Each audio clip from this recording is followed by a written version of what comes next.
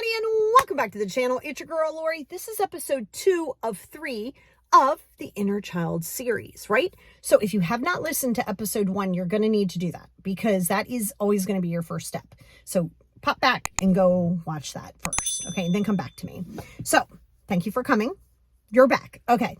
So now that we have that list of where we felt, it's kind of like identifying your trauma in so many ways, right? Not all traumas. This is just your inner child trauma, right? Of what you're holding on to. Okay. So you're going to need this list that you just did. And the list could be 500 pages. I don't care. It's not going to be it should never just be one page. And it shouldn't be because each one is going to have a description next to it, right? So here's what I want you to do with it. I want you to get that paper, right? Go pull it out. Cool. Got it? Awesome. If not, pause, come back. Okay, good. Now, here's what I want you to do with each one of those scenarios. Okay. I want you to just look at whatever that first one was. Okay. Maybe feeling, let's try to think of an example that might be one. I'll give you one of mine. Okay. And it's just fresh in my head. I have it on paper, but it's so fresh in my head just because I talk about it all the time. So here's what I want you to do. In that first one, for me, it was feeling like I was unsafe. And I'll tell you what I meant by that. And you don't just say feeling unsafe. What does that mean? Well, because I had my dad who was an alcoholic, I had my sister and my brother on my mom's side. I'm the only one for my mom and my dad. They were older. They were in their early 20s and they were into drugs and alcohol and things like that. And they did not like my dad. And my mom was sick all the time. It was constant chaos. Okay. I mean, if you had a good moment, you were like, oh, this is good. It's quiet. Like you just didn't want to rock the boat. You were like, I was like, okay, I feel okay right now. But I never really felt, I'm not saying I didn't feel safe. Like I was afraid. I mean, that came later actually, but early on for this part of the inner child, it's not that I didn't feel safe being in the house. I didn't feel safe within my emotions. I didn't know what was happening next. I didn't know if it was going to be an explosive thing. My brother and sister would go off the rails. I mean, they didn't all live in the house at the same time. They tend to like rotate out.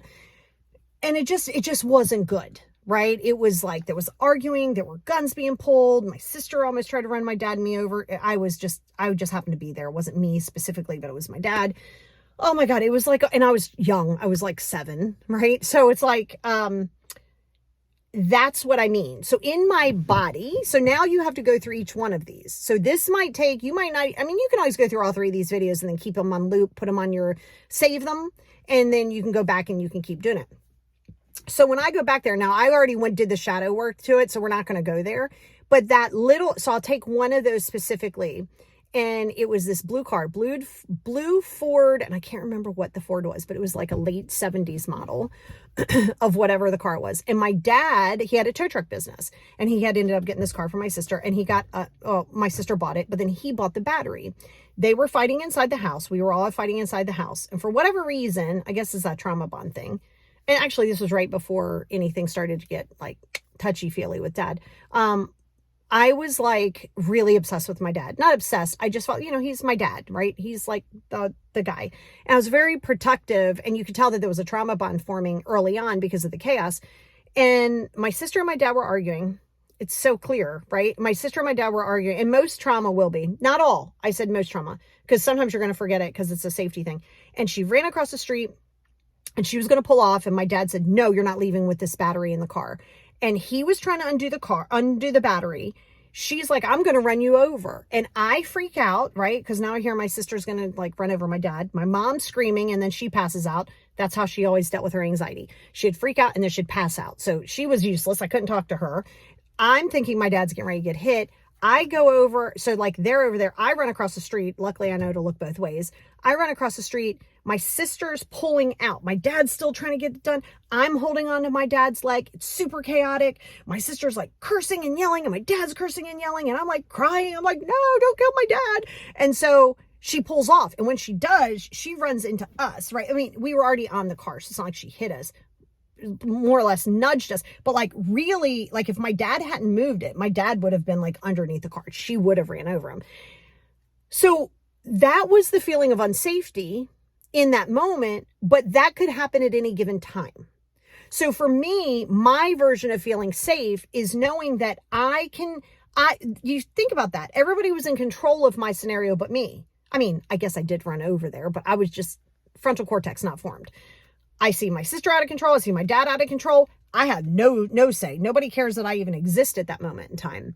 So for me to reparent that piece of me, right? If we're going to use that specifically, when I go to reparent that piece of me, I know that now I would stay in my lane. So I know, you know what, Lori, it's okay.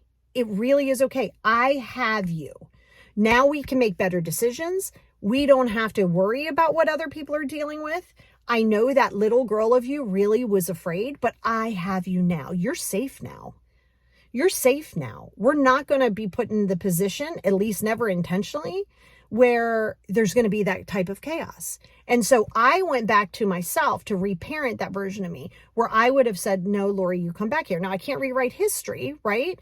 But I can reimagine it. And by reimagining it, I'm like, okay, this is the older me telling my younger me, listen, nobody's listening to you right now. I know you're afraid and you feel out of control. So you come to me. I have you. I have you. Right? So by doing that and by reimagining myself, seriously, reimagining it, it's not rewriting history and it's not delusion. It's knowing. And see, the shadow piece, we would go back to that and we would keep reliving that until that attachment to that trauma goes away. It's way deeper than just, hey, let's go back there. Like there's a method to the madness. But when you reimagine yourself, not other people saving you. This is never about other people saving you at all. This is about you saving you. Okay. So as I see myself now, my today self, if I was doing this today, I've already worked on this. I would see myself saving myself by saying, no, Lori, you come here. I have you. You're enough. I know you feel scared and we don't know what's going to happen with your dad and your sister. That's true. But I have you. Let me protect you. We can't protect everybody else because that creates people pleasing. So I don't want to be like, well, I'm going to protect you and then maybe we can protect them. It's never about protecting another person. And that's how you break that constant place of people pleasing, right? Because that's what I was doing. I was going over there. I wasn't even thinking about getting hit. I was also 7, 8 years old. I wasn't even thinking about any of that. I was thinking about, I just didn't want my dad to get killed. I wasn't even thinking about myself. In turn, that became somewhat of a habit. So do you see what I'm saying by the reparenting? So you have to reimagine and reparent yourself, but you got to be honest. Now you don't have to go back to relive that situation because you're not there yet, but you're going to have to go back and acknowledge the situation. And how would you have wanted to play different? Not, I would want my mom to save me. Not, I would want my dad to save me. Not, I would want my sister to hear me. No, you replay it with your adult self now, going back to save yourself. Stop looking for everybody else to save you. See, when you go back and you keep looking for everybody else to save you, you're going to do that for the rest of your life. That's not healing your inner child. That's wishing your past was different. That's not inner child work. Wishing your past was different, reimagining your past being different where other people are saving you, that's still codependency. So it's going back and reimagining it based on the adult version of who you are today, saving that little person. And that's why when you do things like tapping, right? You know, thymus is my favorite place.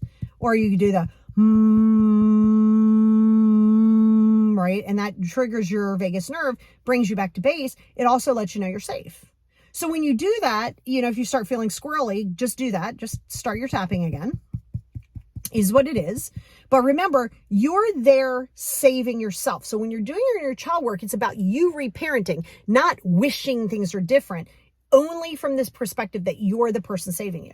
As you start doing this exercise with each one of those things on your list, I'm not saying you're going to be like, oh my God, I feel so better. Stop looking for that instant fix. You're never going to just feel better, right? I want you to keep clear though, the more you do this exercise, the more that you're showing up for yourself, the more you're going to start trusting yourself, knowing, hey, if it doesn't work out, I'm okay. If it doesn't work out, I'm fine. I'll figure it out. It'll be fine. I've survived it this long. I'll survive more.